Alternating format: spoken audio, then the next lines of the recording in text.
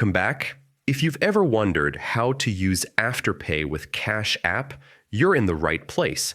Today I'll walk you through two simple methods that actually work. First, open Cash App on your phone.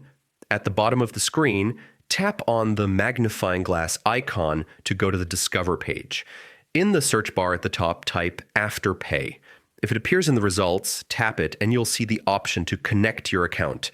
Just follow the on-screen steps and you're all set. Now, if Afterpay doesn't show up in your Cash App, don't worry. It's not available for every account yet. In that case, open the Afterpay app instead.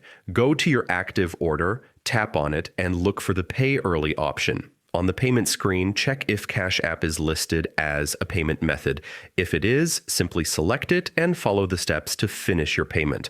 So those are the two main ways. Either link Afterpay directly inside Cash App, or choose Cash App as a payment method from within Afterpay.